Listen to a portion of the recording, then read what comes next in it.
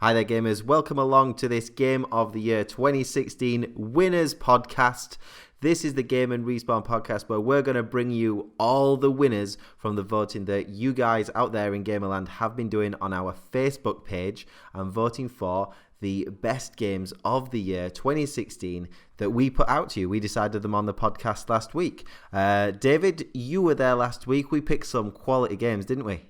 We did. I mean, Game of the Year 2016 winners, there's a big topic for us, you know what I mean? We were invested in this because we didn't do anything last year. Things were a bit hectic. So crazy. We just didn't get around to it. And this year we've been very intent on doing a proper Game of the Year conversation. Yeah. So. And we wanted to involve all you guys out there. So we've played all these big games over the course of the year. We've been talking about them on mygameslounge.com. You can head over there and have a look at all our reviews and stuff out there. But we wanted to get you to kind of finalize what we thought. We didn't want to be subjective with it too much. So we're going to bring you the winners on this podcast from the Facebook polls that you've been doing over the past few days.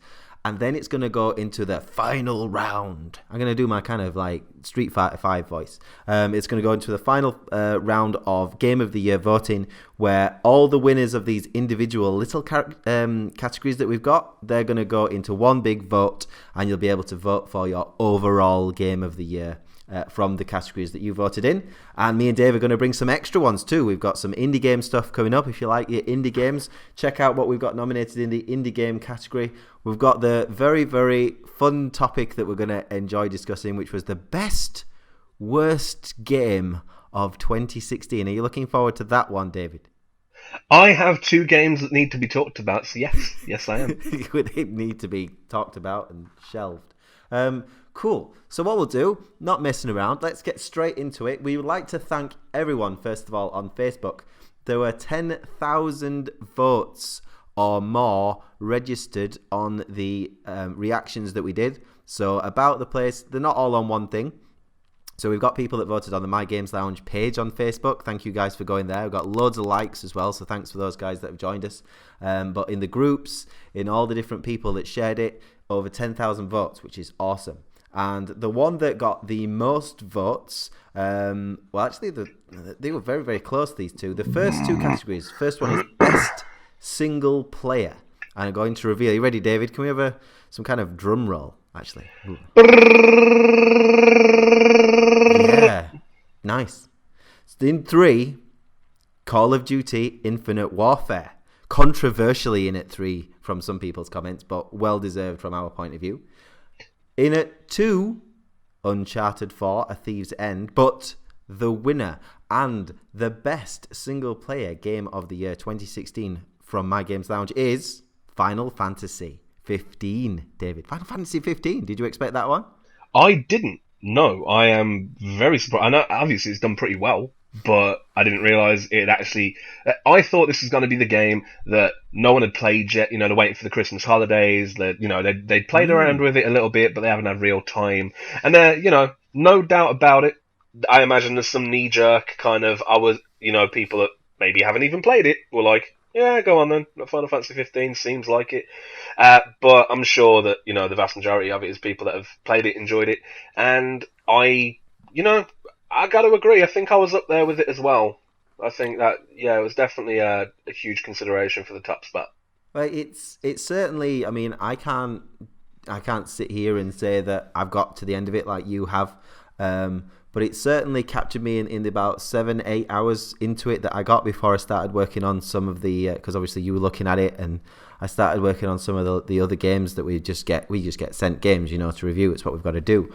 And I'm picking it up again over Christmas. But from an introductory point of view, I really enjoyed the startings of the game and the characters and the way it was going. So I'm not surprised. And considering, as we usually say on this show, Final Fantasy fans are, David...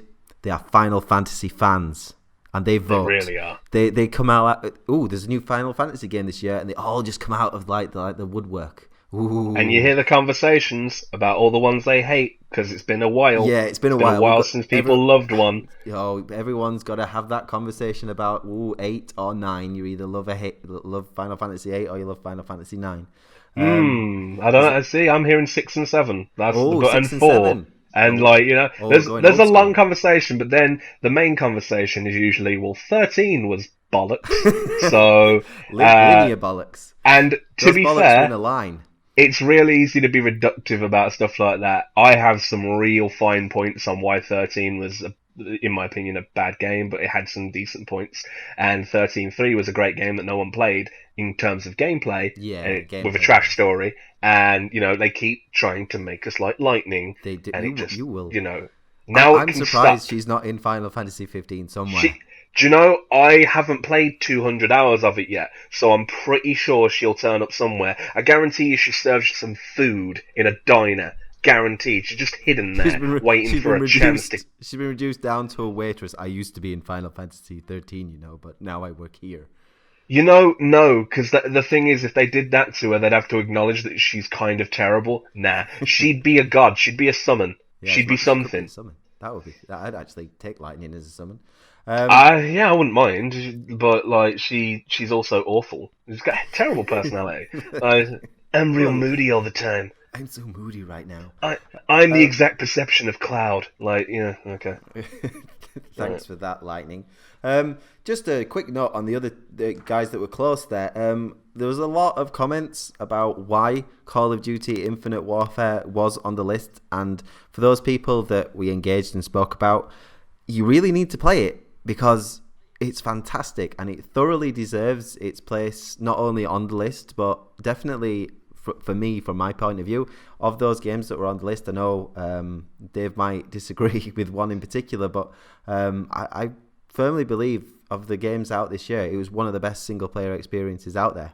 And Uncharted 4 is Uncharted 4. That's all I'm going to say on that one. I will talk about that later. Don't worry. Yeah, and that's, again, I have nothing directly against Uncharted 4. I just feel that a lot of people like to overlook...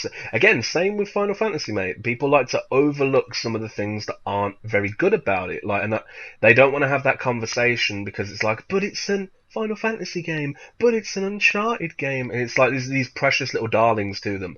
And like, no, you can dislike some parts of something and still like it. And that's like Call of Duty is the embodiment of that level of reductiveness where people don't play it. I did it for years. Literally, like I have not played a Call of Duty since I don't recall. I can't recall the last Call of Duty before Infinite Warfare. But was it before you could double jump? Because that's been a while. Yeah, definitely couldn't double jump in the last Call of Duty I played, so yeah, it's been a while. And so Infinite Warfare was the new thing. Like, you know, I was like, oh, I'll just get this for the sake of it. I'm not doing anything right now. Enter the Gungeon, you know, I'll get back to it as I always do, and we'll get to that later too. We love Into the Gungeon. I do, it's so good, but we're gonna get to that later. Calm down. Yeah, I'm gonna stop. Right, so Call of Duty Infinite Warfare was, as somebody that's not a COD fan and actually been someone that has that knee-jerk reaction, I played it and I was shocked at how good that single-player campaign is. Amazing and you want to campaign. talk about...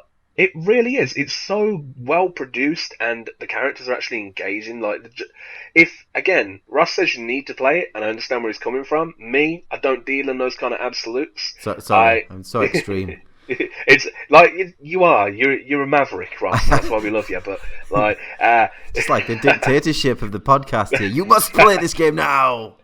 Okay. Some people will take it that way, man. Trust us. You know how people can be. But the fact is, from my perspective, I feel it's worth playing, and that's exactly what Ross means when he says that. No, it's not. I mean, play or it you now. need to play it. It's like, hang on. Play it now. Why do are you think you can just Go vote play it. on our Game of the Year without playing these games? No. But, you know, I think it's definitely absolutely worth that third place. And, I mean, you know, it could have... I wouldn't have understood it topping it. I would probably have been like, really? Really? Yeah. Over Uncharted and Final Fantasy? Really? Yeah. Okay. But, you know, and I mean, I'm surprised that more people didn't come out the woodwork for things like Doom. Doom was very tight, that category, all the way through. Very, very tight. I mean, it was tight Final all Fantasy except for Final Fantasy 15. Yeah. That shot ahead. I was keeping track of that. Massively shoot up. Right then, that was single player. So we've announced the best single player game of the year 2016.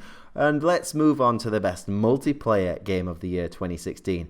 We had a really, really cool amount of responses on this one too. The single and multiplayer was obviously big categories, so we got loads of votes, loads of comments. Thank you guys for getting involved. The three were: third place, Titanfall 2. Second place, Destiny Rise of Iron. Controversial, that one. And in number one spot, not really much of a surprise, if I'm honest. Best multiplayer game of the year 2016, Overwatch. Surprised at all, David? Well, it helps when your entire game is a multiplayer game. So Overwatch. Yeah. When it's the only aspect of the game you can play, that's and again, not to be reductive about that either. Overwatch does a fantastic job of being a multiplayer game that you can just jump in and leave whenever you want. Not surprised by the results. Destiny's always controversial. It always will be, because a bunch of people still want to hate Destiny based on its launch. And I was with you. Don't you worry about it. I bought the collector's edition. I am very familiar with that game's stupid lack of content in the beginning, but it's a different world now. Rise of Iron, Taken King revolutionized that game. Rise of Iron is a slapdash thing on top of it, but it's still Destiny. They're still making improvements. And when Destiny 2 comes out, and hopefully they don't make all the mistakes they made the first time round, but you can't say they won't, because hey, some people do. They will come around on that. It's going to take a sequel to, you'll never get rid of the people, Ross, saying, people still play this game? Oh my god. Okay, well, the fact that it's number 2 on our best multiplayer out of the 5 games should probably tell you that your comment's in the minority, isn't it? I know you feel fancy. I know you feel special when you say, is Destiny, do people still play Destiny? Apparently they do. And it's doing rather well. So I think I honestly I feel a few things, and I'm going to write a really big article on this one during the week on My Games Lounge about first impressions and releases, and how it kind of doesn't really matter anymore. So I'm gonna have a good old keyboard rant about that one for people to read. But I'll just say this on Destiny: it's the perfect time to play it now. And if you've never played it before, or you had that same thing I did, David managed to invest a lot of time in Destiny and kind of grew to love it. I stepped away and said, no, we're not ready for this relationship yet, man. We're just not in the right place right now. I came at midnight and I didn't really feel anything. So I came back to it. I wanted to come back to it when The Taken King came out, and I didn't. It was too busy on My Games Lounge reviews, blah, blah, blah. But now the collection is out, and we'll get onto the collection later. It's the perfect time to play it because it feels like a game now. And whilst the original game is still there and still has those issues that it did have, the things that they brought to it now, it really does change your perspective from someone that's fell out of love with it and then started again. And it's what I'm going to be playing over Christmas amongst Final Fantasy 15. So yeah, that definitely worthy. Overwatch, I loved Overwatch. It was a fantastic game. Really brought me into multiplayer from the point of view of it was just fun. I wasn't there. I'm not the most skilled multiplayer person, especially not first person. So I really enjoyed Overwatch. And Titanfall 2. Have you played Titanfall 2 as yet, David? I did. I didn't play the multiplayer. This is what kind of cancelled me out from it. Again, Destiny's probably the only, because of the cooperative element to it, and that's kind of built around that. Is the only real game I engage with. When it's competitive multiplayer, it kind of brings out the worst in people for me, a lot of the time. So I'm like, no, everyone's so lovely about it. I don't know what you're talking about. They cuddle each other. They say, "Oh, it's all right. It's okay. You shot me. It's fine. It's what the game's all about." Overwatch, Russ, tell you something, right? I've heard things about Overwatch. I mean, you want to talk about a passionate community, get a Blizzard community together, right? The Overwatch community apparently had some real issues with that whole thing up until they split from ranked and casual matches. Yeah. And as soon as they did that, the casual matches got super fun for a lot of people. From what I've heard, secondhand from Giant Bomb and other people that play, some people at IGN, some people at GameSpot. When you hear those things, you hear It's a shame that some. I tell you what, though. Again, speaking for Destiny, Destiny has one of the best communities going it helps that so many people are desperate to love Destiny, and that's why there's so many nice people. I know there's some great people in Destiny community. I'm not very good at reaching out to a lot of people, but I see a lot on the. And Bungie's very good about celebrating the community. And again, not to overpraise Destiny or Bungie, because trust me, there've been some criticisms. If Go and read my original Destiny review when we did the Day of Destiny thing last year. Yeah, we had You can some go fun. take a look at what I had to say about Destiny. Trust me. So, the whole thing is not like a major praise or anything, but dealing with communities is a big thing in multiplayer games. That's when we're talking about the best multiplayer. You have to have a good, passionate community, and it's always going to be when you got millions of people playing your game. It's going to be obviously a few people are just terrible. We've had our share of people in PvP on Destiny where we still make jokes about like the worst people that come through on the chat, and you're like, really? Really? Like, really? Are you Come on. that? Like, come on. It's like the level of. Mm. It goes from being passionate about a game to being very sad. Like, Yeah. it's like, oh, okay, you would rather have the win in this 15-minute Crucible match than actually have a good time with the people you play. Okay, Yeah. alright, cool. But, when we're talking multiplayer and talking about Titanfall 2, unfortunately, I can't really talk much to it, so I'm No, going to it's give it to cool, you. man. I really really enjoyed the Titanfall 2 multiplayer. I will leave it at that. It was really really good. There was a lot of question marks because obviously the first game was all multiplayer, so it was a case of, well, what can they bring to it this time? I thought they did a great job and they really tightened up a lot of things. The motion in Titanfall 2. Tightened up. Oh, he did it! Oh, yeah, I He did did it. it! I did the pun. I didn't even know Completely I didn't did mean it. to do I it. totally didn't mean to do it. They tightened it up. Nice. That's Yorkshire for you. That's what happens. Yeah. But yeah, I really enjoyed Titanfall 2 from single player and multiplayer point of view. So yeah, definitely deserves its place in there. And we're going to move on to the third category, and that is the best game of the year 2016 for narrative and acting. And we have the winners. I could do Shauna Paul's kind of bada bum bum. That's a kind of Jamaican drum roll. Um, we're free forming this part, so you we go ahead. we we are rocking it. In at 3, Call of Duty Infinite Warfare. In at 2, Doom. And in at number 1, no surprise to me, Uncharted 4: A Thief's End, starring a breathtaking cast and written by some geniuses at Naughty Dog. So no surprise that Uncharted 4 won that one. Thank you for everyone that got involved there. Of the list, David, your thoughts? Is what it is. I mean, it's exactly what I thought it'd be. Uncharted. If Uncharted was going to win anything, it should be this. Like, Yeah. it's the facts. Like, the narrative and acting. You want to talk about people that put effort into their narrative, like Neil Druckmann and Bruce Straley put effort into that game, as did all of the actors involved. Nolan North, Troy Baker.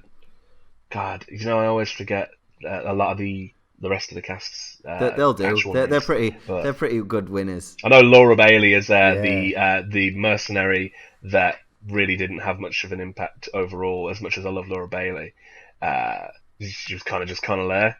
You're like, all People right. really enjoyed her character, though. People are like really Nadine, excited. wasn't it? Yeah, to get Nadine. Nadine in the the extra Lost Legacy pack. What People I are really mean, excited to see her in it.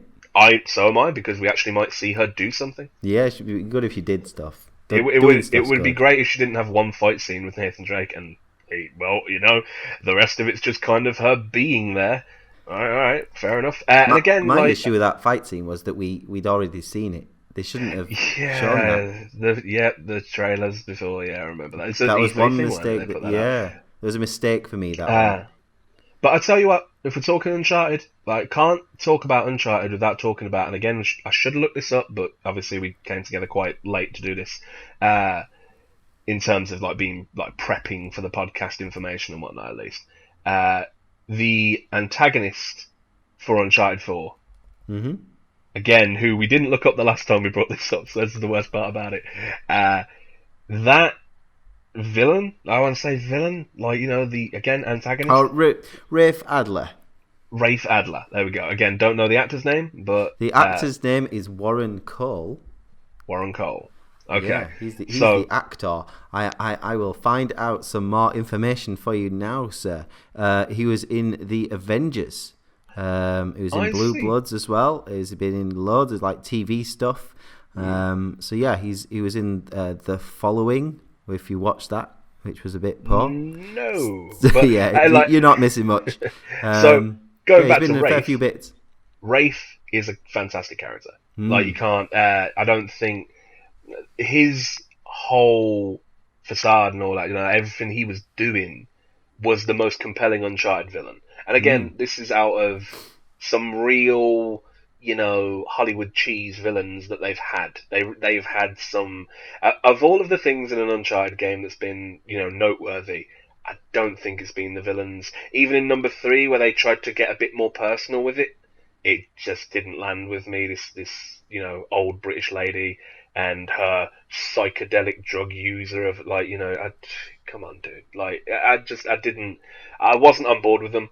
But the connection with Rafe and Nathan and Sam, like their whole history and the way they put that into the narrative, Mm. that's the Yeah. biggest proponent of why there was such an investment to me. You have to have a great cast all round to me, and a lot of things, including one of the other games on this list, which is a number three, Call of Duty. Uh, they do their antagonist, and they're like, well, it's a bit of a bad guy. There we go. Yeah, and they don't. It's like, no, your bad guys have to have their drive and the real motivation, something that's compelling, so that you can weirdly root for them, even if you're rooting for Nathan Drake, for instance. It doesn't matter. You still got this kind of like, oh man, that bad. I feel bad about that bad guy a little bit, and or really hate them, really have this vehemence for Mm. them. And I think you got both of those things with Wraith. I thought, like, again, this is me trying not to. Again, I know we're doing Game of the Year talks, so spoilers are somewhat unavoidable, but we're trying to be somewhat considerate as well. So I'm not going to talk about the whole arc of Wraith as, like, some sort of thing where, oh, we don't have to play Uncharted now. But just know that antagonist there, that served their purpose so well that, even though it wasn't even really the main plot, if you get what I'm saying, like the real plot was like between Yeah. Sam and Nathan, Yeah. he provided that edge to it when you needed it, and it was like, yeah, I'm real happy about that.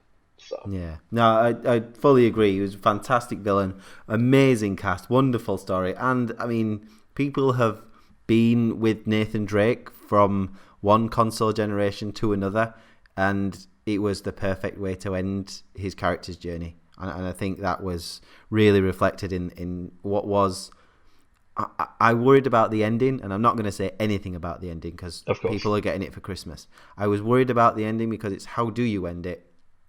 And of all the ways that I thought they would, what they did wasn't in there, and that was the most brilliant thing of all, the way they did it. And yeah, very very impressed. Fully deserved its victory, and I'm gonna demand people go and play it again. Yes, go and play it now. totalitarian rule. Grr. So we're going to move on to the penultimate category, which is what we're nicknaming the BBG, the best big game of the year 2016. And these were games, for clarification, these were games that were going to take up a lot of your time, either through being just sizable, loads of things to do, or you could obviously just make so many choices it made it impossible to not go back and replay it. And those came in with, drum roll, 3, 2, 1. In at 3, Final Fantasy 15. In at 2, Dishonored 2. And the winner, very controversial winner here, Destiny Rise of Iron, but the collection version where you got everything together that was released in 2016, which we allowed in on the rules. So the winner is Destiny. Now, I've got to be honest, I don't think Destiny's won any games of the year for when it actually released. But now it's been finished off, the public have decided that was the best big game of the year. What would you say to that, David?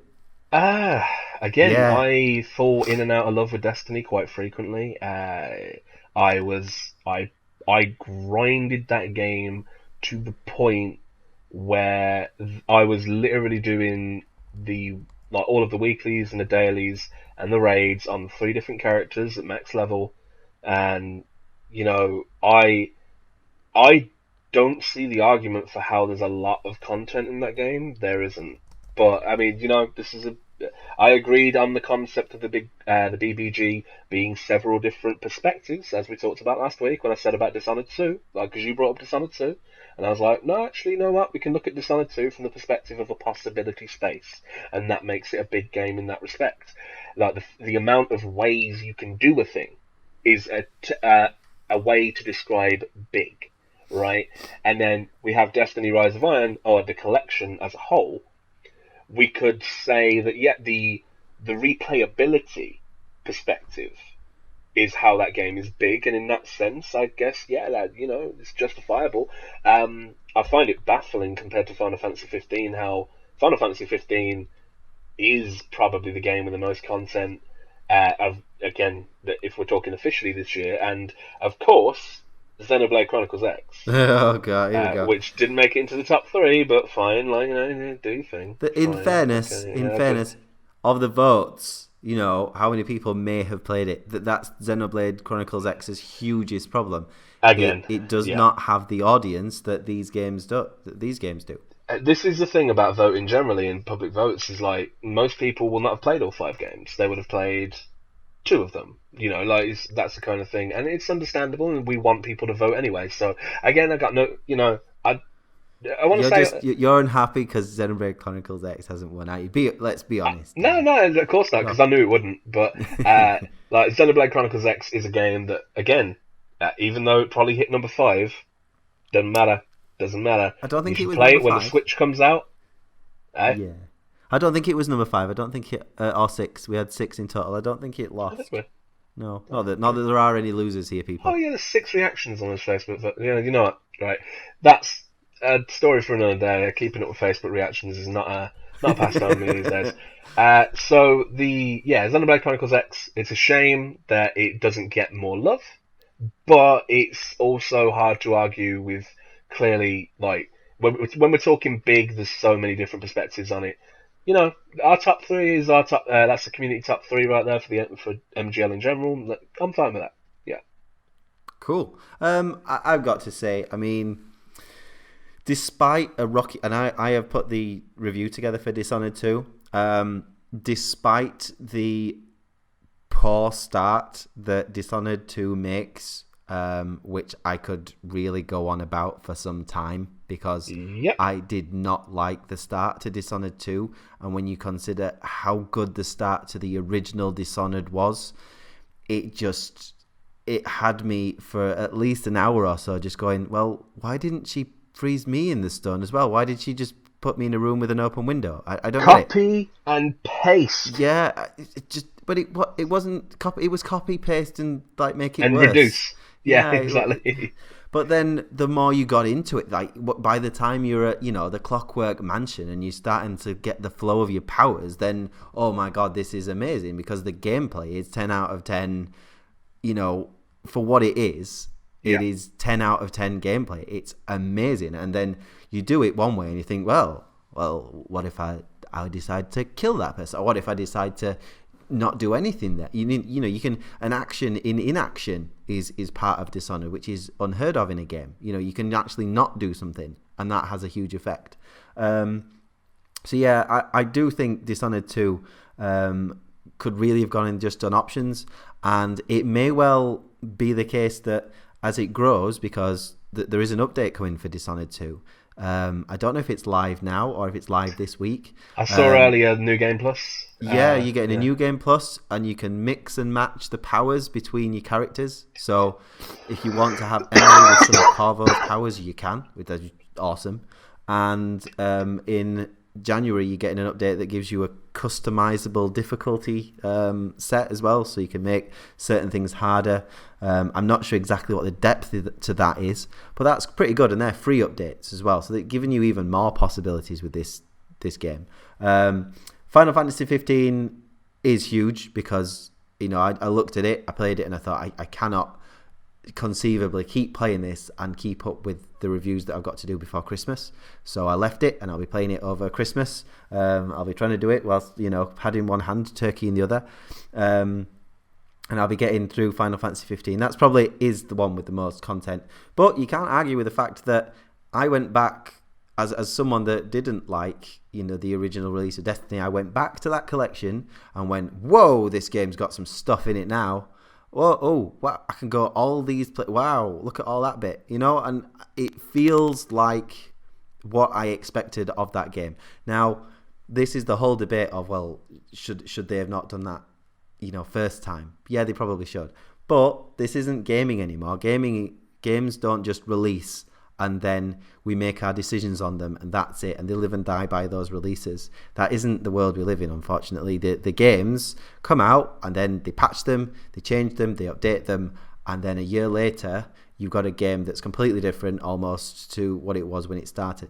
To mention another game that was on our lists, The Division got a lot of love, and I'm guessing The Division got a lot of love from people that have been playing it more recently than those that were queuing up at the laptop like us, Dave.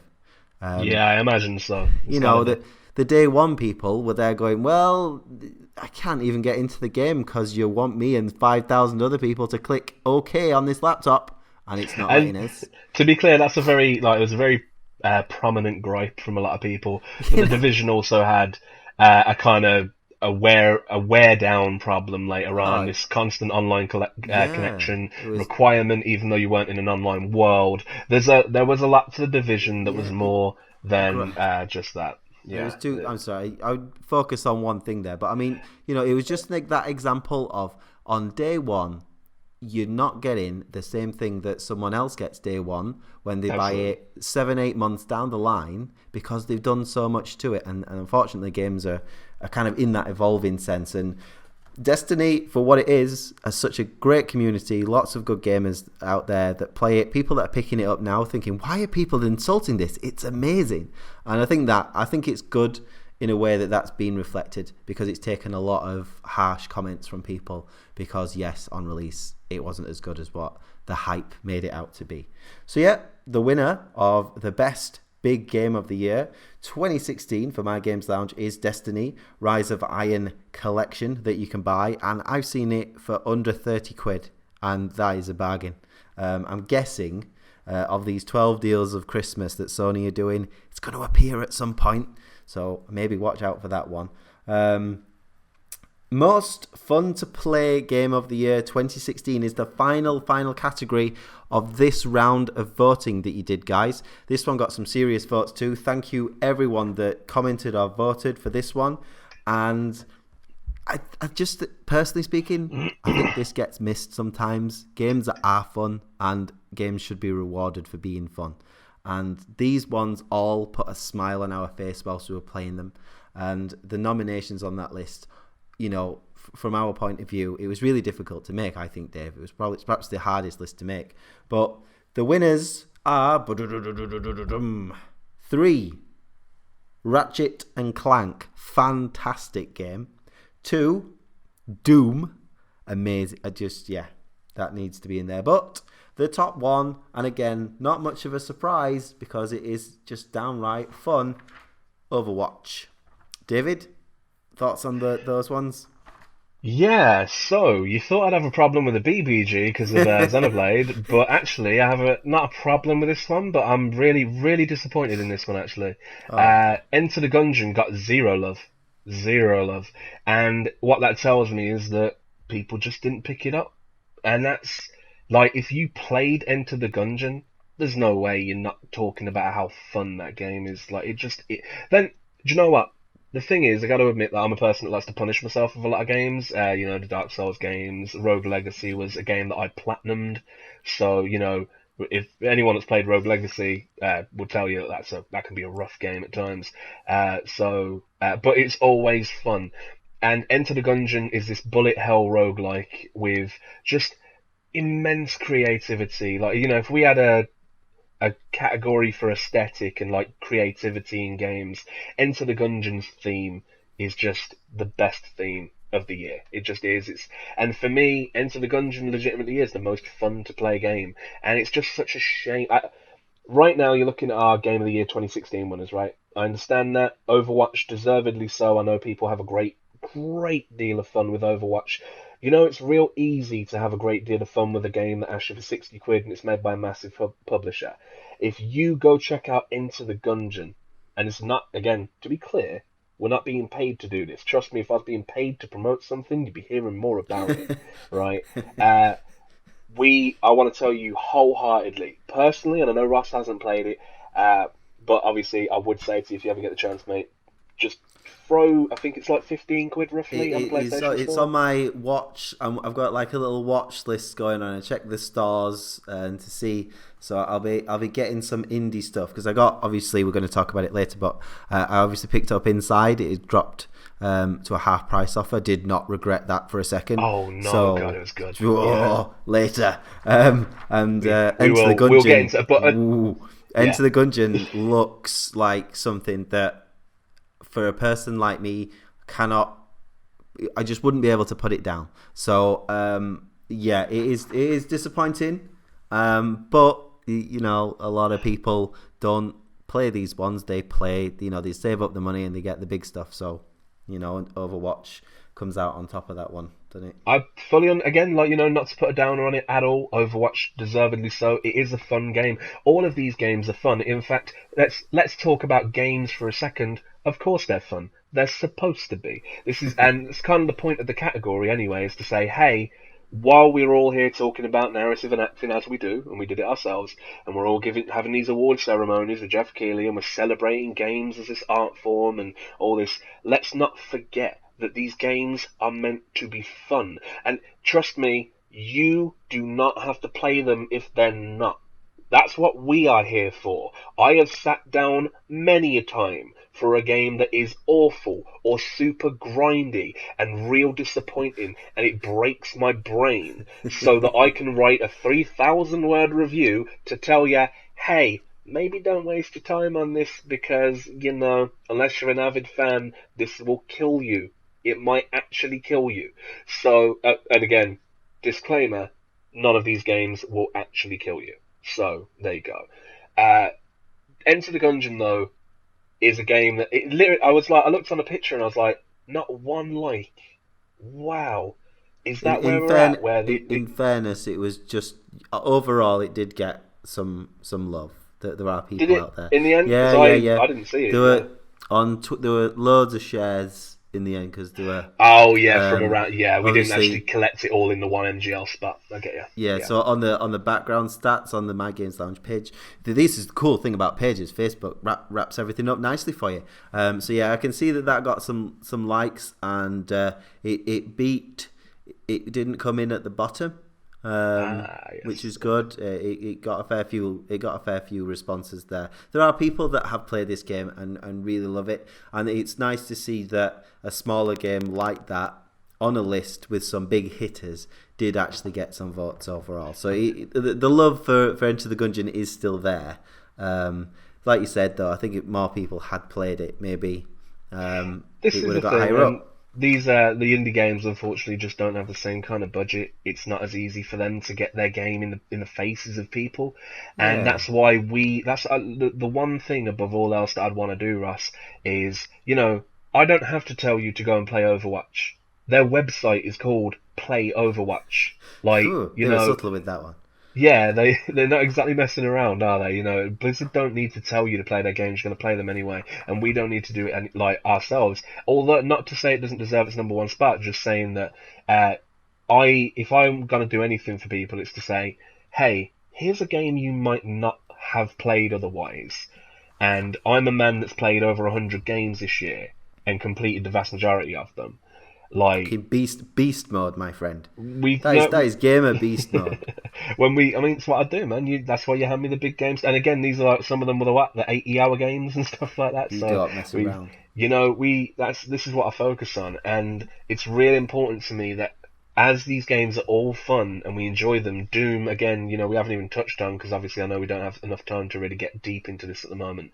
But Enter the Gungeon is a game that you will beat your head against a brick wall of it at first, and it's hard, but it's so creative and it's so much fun if you just give it a chance, that I implore anyone listening to this deep in our podcast, to the point where maybe you really really like us for some reason, if you're this deep in the podcast, play Enter the Gungeon. I implore you. Sorry, Dave. Look, listen. I don't mind. I'll tell him. Do you want me to tell him? Tell him. Do you want me to order them? Right, Order people listening to this, stop now. Stop and go buy Enter the Gungeon now and play it.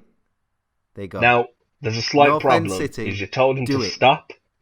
Yeah, don't stop the podcast. No, I mean just like stop before telling them to play it. And I'm worried that they might have just stopped the podcast. I really need to rethink the order of my commands. Yeah, sorry guys. I can't even tell them to start again because they've stopped. It's over, Ross. It's done. It's done. Should we just we're dead to the world. We've lost them. They all know the winners anyway. So the most fun to play game of the year 2016, according to the audience of our Facebook page and the gamer world out there, was Overwatch. And for me personally speaking, it was a hell of a lot of fun, and I can totally understand why it got in there. Doom on the other extreme was so much fun because it was just brutal. And I'm going to give a huge shout out to an amazing game, which is Ratchet & Clank. One of the best games I played all year. I will come to that later. And thoroughly deserves its place on this list. It was an outstanding game and one that you should play if you felt like doing it. I won't boss you around anymore. Thank you for listening to that section, guys. We're just going to move on now because those are the categories that you have decided.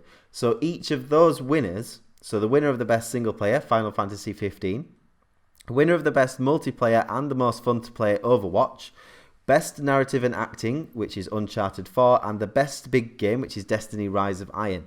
Those 5 games from the 6 categories, because Overwatch won 2, will be going on to one last final vote on the Facebook page where you can vote for the overall Game of the Year 2016 winner, and that will be our overall Game of the Year as voted and chosen by you.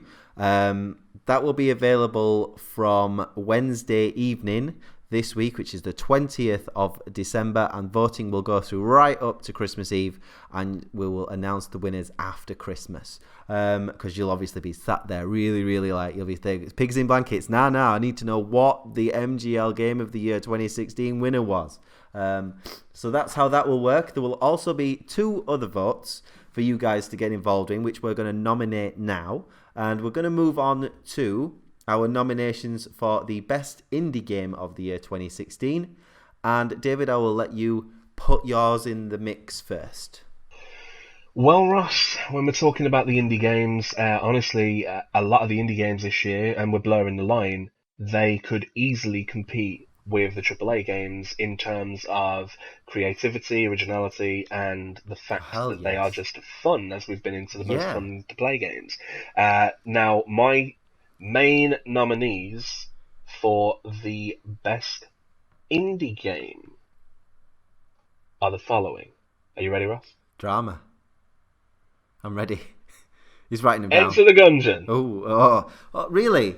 Really? Yeah. I've never heard you mention that one before. You know, I tend to not make a big deal out of Enter the Gungeon. Really I like to keep it under the radar. One. Yeah. And I never make a fuss, trust me. As I try and keep it real mellow with Enter the Gungeon. So if we've got Enter the Gungeon, the other particular indie game that I would nominate is Inside.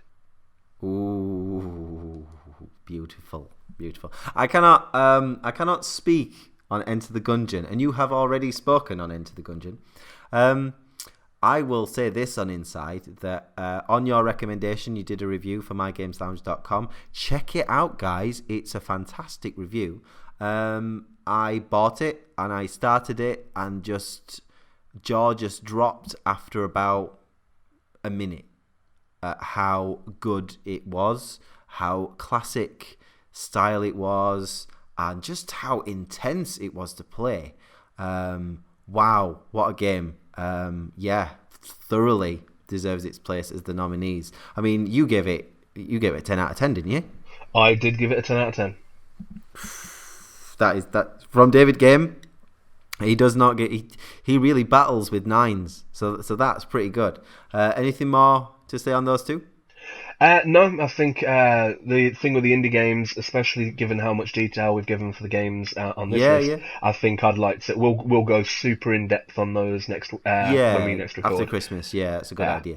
My two nominations for the indie games of the year 2016 are beautiful game that myself and my daughter really enjoyed watching me play was Unravel, which came out quite early on in the year, if you remember, David. It did, Yarny, the man made of yarn. It was about February, wasn't it? Yeah, it was absolutely glorious. I loved it. I loved seeing my daughter's face when I was playing it and having a little go.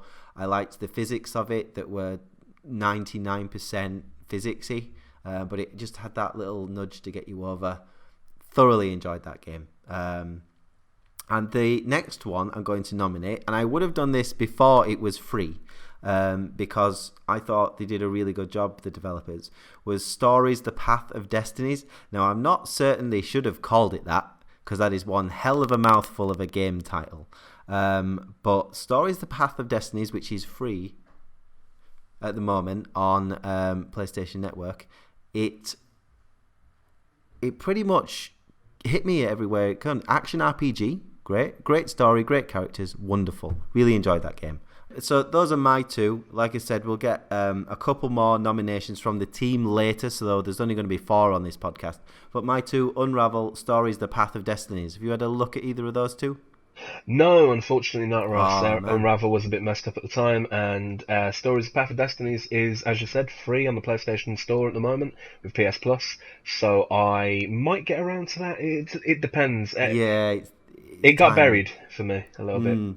I really enjoyed it, and I'll give an honorary shout out to one that nearly made my nominations, and I'm hoping the team still votes in, which is Seraph, which came out recently, and I've been playing that, and it's wicked. But I've not quite got enough into it to nominate it here yet, and I'm not sure it's good as the other two. But a big honorary shout out to that one.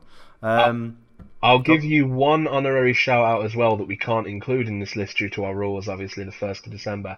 If we're talking, because we base this on console games, console releases, not PC, the Stardew Valley console release. Oh, yeah. I have been going mad on Stardew Valley, Ross. It's incredible. And it's only £12, made by one dude. You need to check it out. If you ever liked Harvest Moon, guys, check it out. Thanks, David. Yeah, lots of people love that game. Lots of people love it. Okay, so that's our indie game nominations. We're going to have some fun with the next section. This is the award for the best worst game of the year 2016. The game that was just so good at being so bad. And yeah, we've got a couple.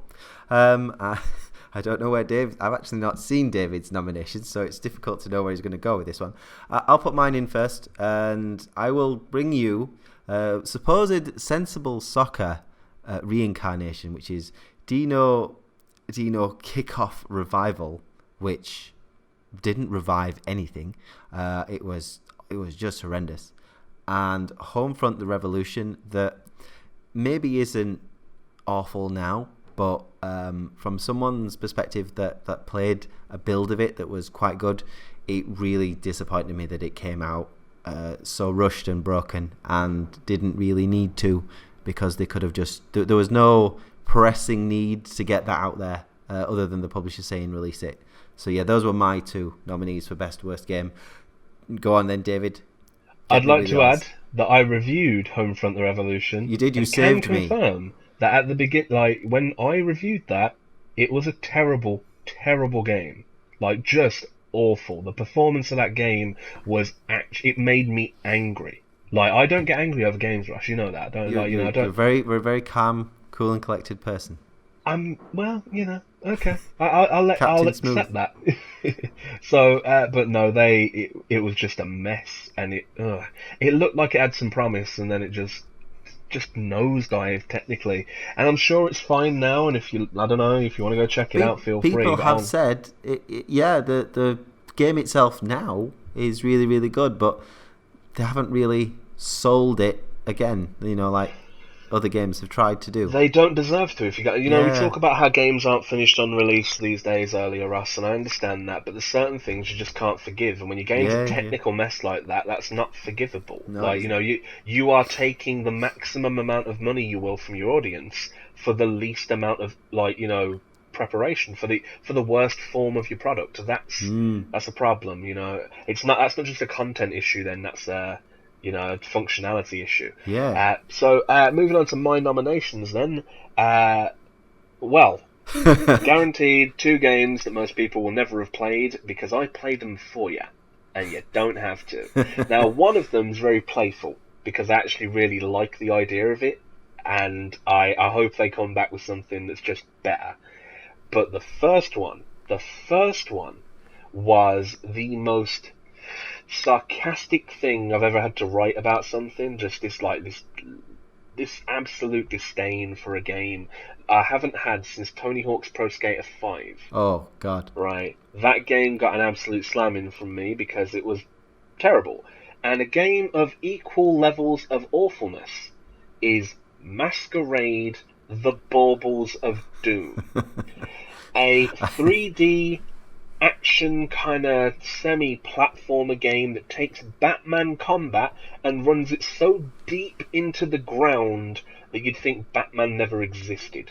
Like, that game does to Batman combat what most nights out do to a karaoke bar. It's absolutely destroying. That You're saying this like just after Mad Friday as well, so everyone's just kind of going, "Oh my God, you just brought back some memories, everyone's man." at those office parties. Yeah.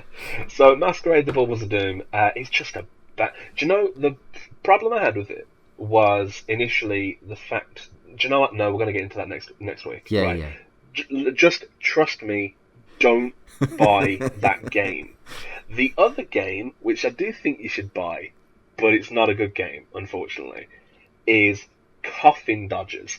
This is a kart racer with the theme of elderly people trying to escape from death, and they're all on mobility scooters.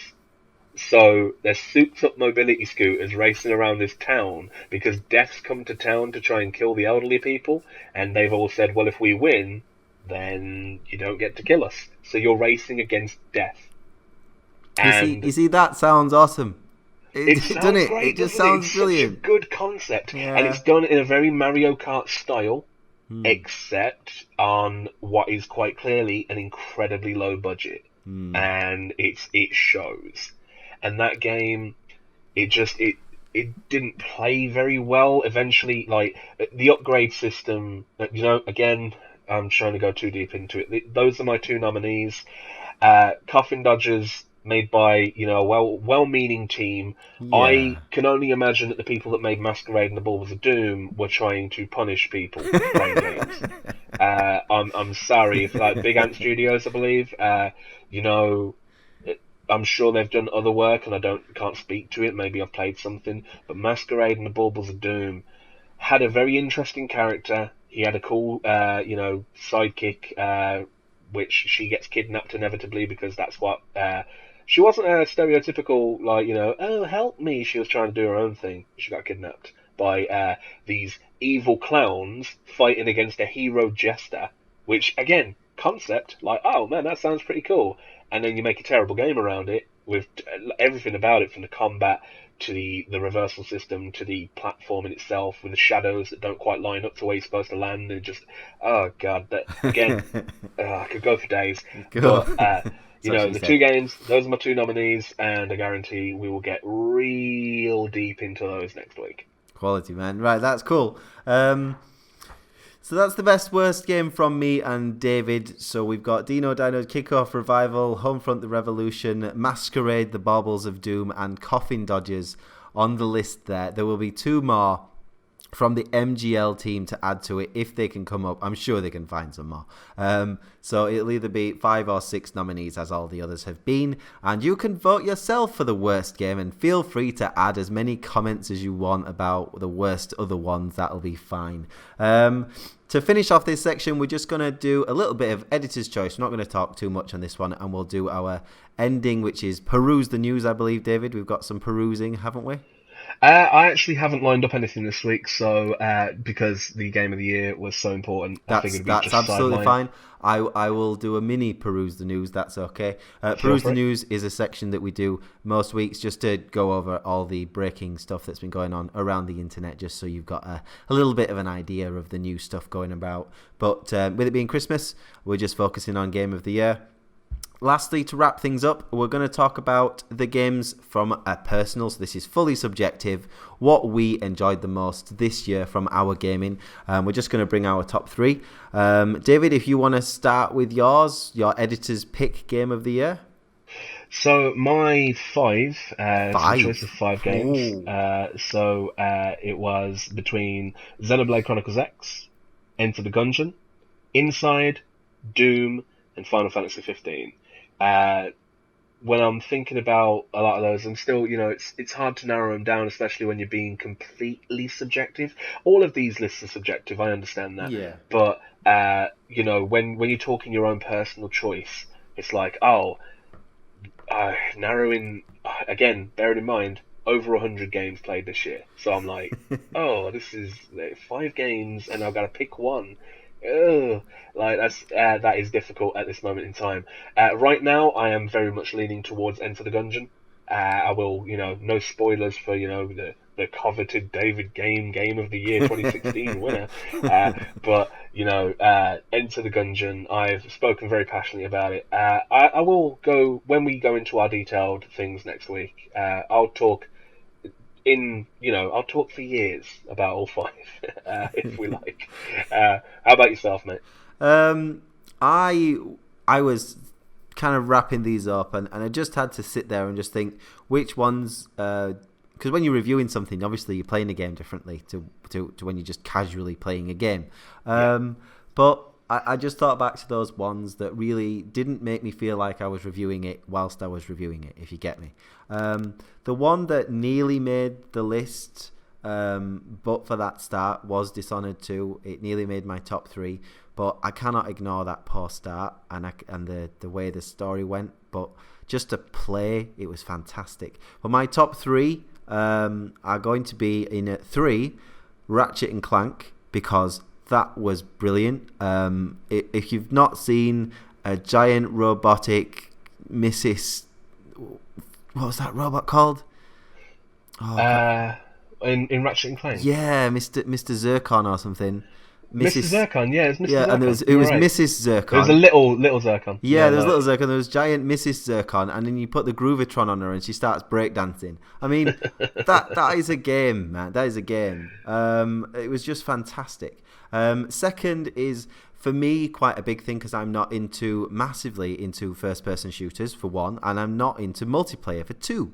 So to put in Overwatch, that really shows what an effect that game had on me, because that's totally outside of my kind of normal gameplay. I'm story-focused, single-player game. That is what I would normally like to play. And Overwatch got into my top games of the year because it was just such a surprise that I loved it so much. And I do. I think it's great. But no surprise, the top one is a straight down the line single player game that I love to sit and play on my own and could easily go through 3 or 4 times. And that is Uncharted 4: A Thief's End. I've enjoyed every single Uncharted game. I've enjoyed every single game that Naughty Dog has ever made. And I'm so pleased that Crash Bandicoot's coming back, made from the ground up. It's going to be amazing. But for me, from when I look back on 2016, the game I'm going to think, that was my best experience. It's going to be Uncharted 4, because it was just from start to finish, everything about it. But maybe the shooting that held itself back in the previous generation, it wasn't quite as good as what the gameplay was in The Last of Us, for example. I would say that is near as perfect a single player experience for me this year as I've played. So yeah, my top game, definitely Uncharted 4. I understand that. That's for all of the the problems I have with Uncharted 4. I don't have that many of them, but when we spoke about whether or not giving it a 10 was a thing, I was like, well, it would deserve a 10 if its third person action was the best third person action. It was always my one stance on it was, I don't necessarily enjoy playing Uncharted. I love watching it, and well, that's interesting. I mean, I would say that playing playing Uncharted, I've literally just clicked on a screen with Dishonored on it. Playing Uncharted for its platforming and for its kind of puzzle solving, I think it's up there with the best. But the combat could have been. I like the stealth combat though. I thought the stealth combat was good because they nicked that from The Last of Us clearly. Yeah, they definitely lifted that over, and that's fine. Engines and teams do that all the time, so that's fine. But again, it's not even that its third person shooting was bad. It wasn't bad in any way. It just wasn't the best. And then if you're gonna give games a 10, you spend a lot of time shooting people in Uncharted. It's not like there's 10 minutes of a shooting segment. There's a lot of it. Yeah. So when you put that much of the game on something that's actually your weakest point, I can't give it a 10. So now mentally, I can't. I don't think I gave it a 10. You didn't. You got up there. Hovered under. I hovered under because I thought it wasn't The Last of Us. Yeah, I mean, again, even The Last of Us for me was, I can understand the 10. I wouldn't have personally given it a 10.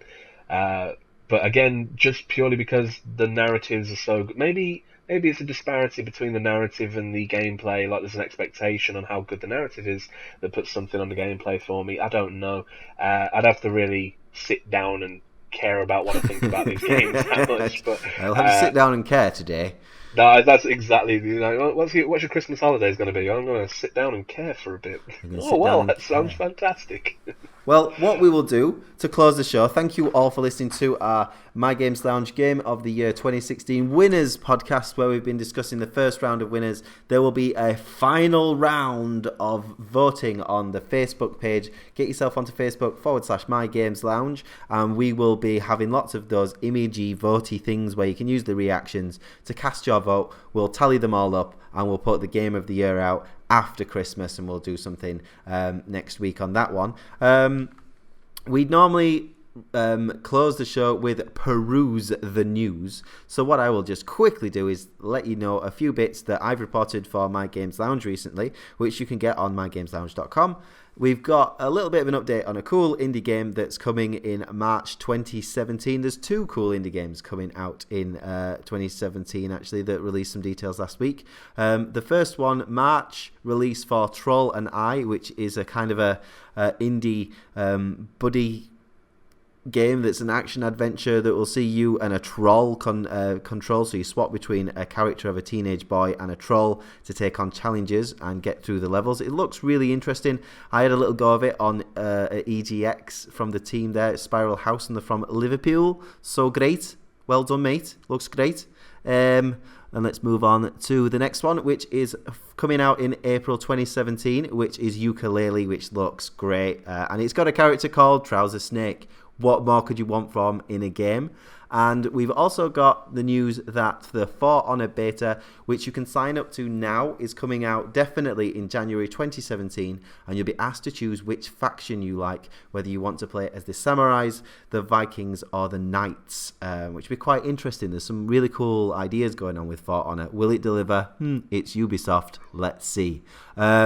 Lastly, we've got Victor Vran, which is an isometric Diablo-style RPG, which has been out in PC for a while.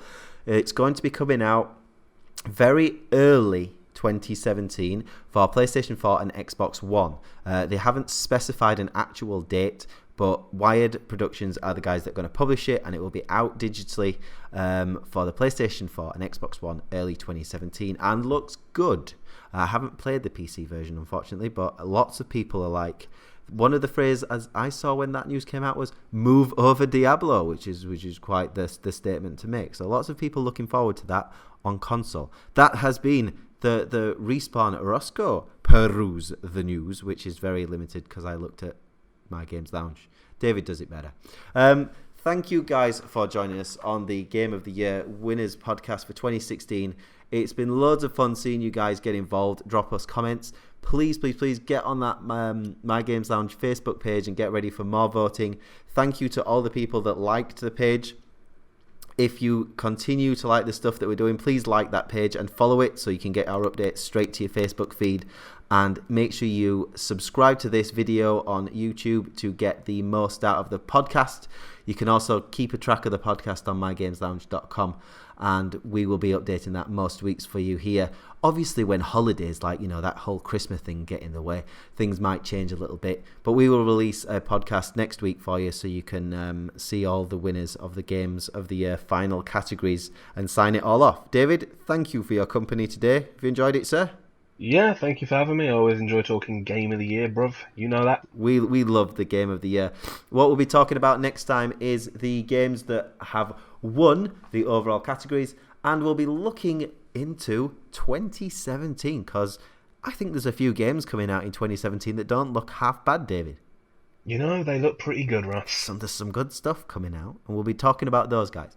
Okay, thank you very much for joining us. We'll see you later on mygameslounge.com. Bye-bye.